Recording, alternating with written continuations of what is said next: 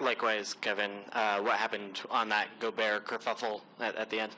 That is a word right there. I didn't hear what you said. What you say? Kerfluffle. Great job, bro. That is strong.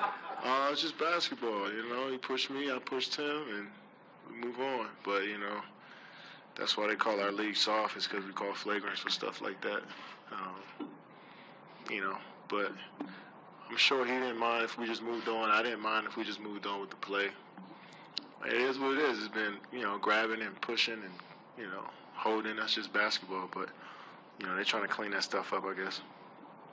Steph, I think there was a couple times where you waved off and you let Kevin go ahead and go. And I think even one of them was an end of quarter, which is normally when you have the ball. Would you just see that Kevin had something going tonight where you were ready to, okay, go ahead and take him if you can? Yeah, myself, the other 19,000 people in the arena, and everybody watching on TV saw the same thing I saw. So it's an easy decision at that moment, just to try to, you know, set a screen for him, get him in the right spot, and obviously he does the rest. And we're smart enough basketball players to know, you know, what's going on at that moment and just try to make the right decision. And, you know, let a talented scorer like he is and a guy that, like he said, like the way he approaches the game, you know, let him do what he does. NBC Sports Bay Area. Kevin, after the game, too, you mentioned that you were starting to feel your legs get underneath you there. Going into tonight's game, is that a factor in how aggressive you were? The three ball was falling. You were good on defense. How much of that was just now finally starting to feel like yourself? I just put in a lot of work the day before the game, and I just trusted that. You know, I had a good shoot around earlier this morning, and usually when my shots don't fall, it's my fault. So, you know, I got to go out there and correct it. So I had a good day yesterday, a good day this morning, and whatever happened in the game, it was going to happen. I just let my work take over and let my instincts take over. And, you know, I made a few shots there. But defensively, that's what you guys should be talking about. 41 points in the second half. We didn't have no turnovers either. That's the story of the game.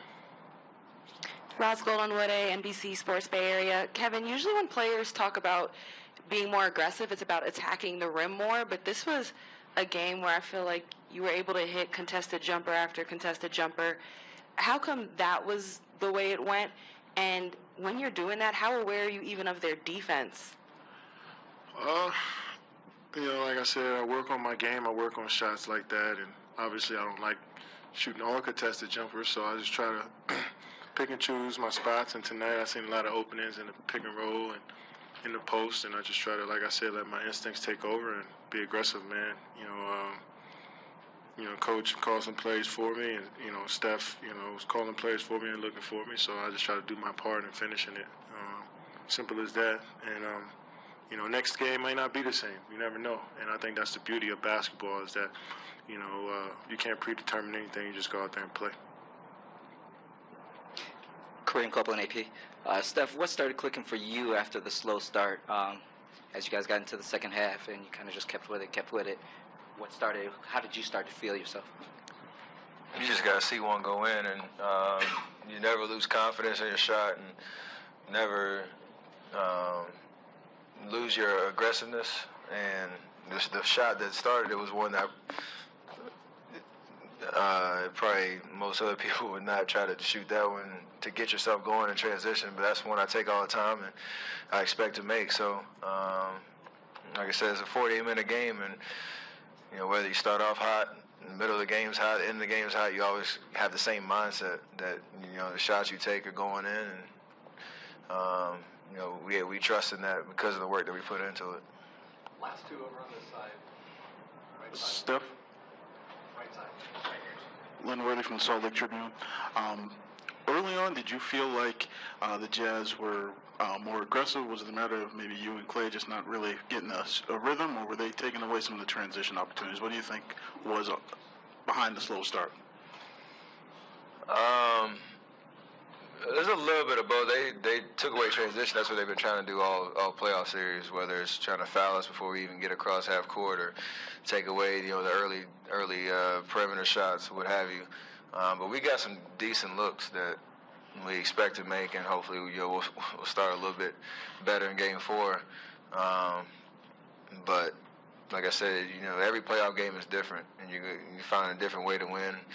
We were on KD's back for most of the game, and that's why we trusted each other to pick each other up when things aren't clicking, and like you said, do everything else that you can to help your team win if your shot isn't falling.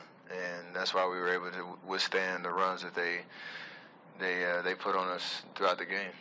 Last one, right-hand side, Marcus. Marcus Thompson, Barriers News Group. Steph, 2 questions for you. 1, what are you guys doing to celebrate Zaza scoring more than Clay? And 2, How did I know that? he was pretty happy about that. And second, how much did you guys need to feel that kind of pressure you felt today that you might actually lose and you had to get it together emotionally as a team? That's a great stat. I'm sure we'll have to send him a cake or something at dinner tonight. But we felt that in Game 3 of last series where we down 16 or maybe even 20 at one point in that game, and had to find a way to will ourselves into a victory that night. Tonight it was very similar. When you play a couple games at home and you feel that atmosphere and that vibe, and then you go on the road, it's different, and it challenges you, and it tests you. Tests your ability to handle the emotional swings of a road game, and we answered that test really well by just sticking with it, keep staying within ourselves, turning their runs into just a challenge, and you're trying to make it fun to overcome it, and that's how you end up with the 3-0 lead, and hopefully we can finish it out on Monday. Great, thank you.